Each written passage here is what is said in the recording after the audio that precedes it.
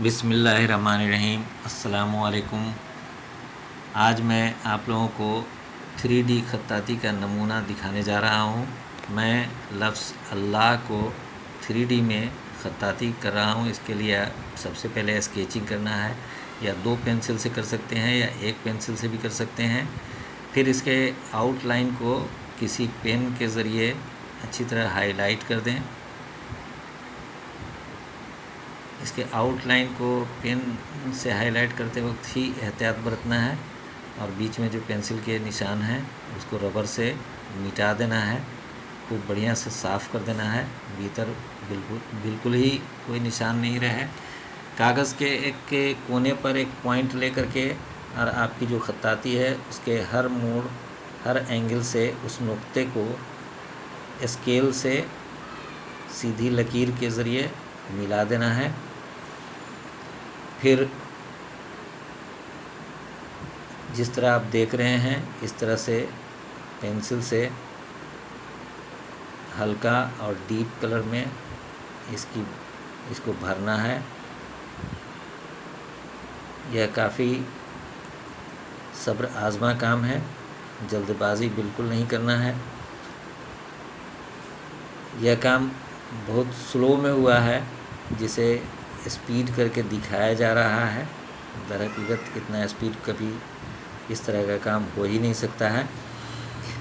और वीडियो बनाते हुए जब ये काम किया जाता है तो मेरे ख़्याल से उसमें पूरी फिनिशिंग नहीं आ सकती है। इसको और भी अच्छी तरह से बिल्कुल एहतियात के साथ अगर इसको आप बनाएं तो ये काफ़ी खूबसूरत लगेगा। इसमें काफ़ी फिनिशिंग आएगी। आप देखें कि किस तरह से किस मोड़ को हल्का किया जा रहा है और किस मोड़ को डीप किया जा रहा है। इस तरह आपको भी शेडिंग कर देनी है। आप अलग अलग तरह के पेंसिल का भी इस्तेमाल करते हैं। कुछ पेंसिल से डीप रंगाई होती है, कुछ से हल्की। तो इस तरह से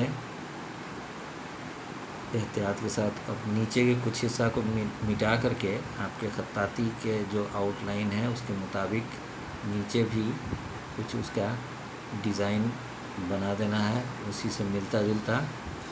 और अब देखिए इस तरह से कैंची से आप इसको ऊपर का हिस्सा काट लें और फिर देखें यह जादू तैयार हो गया।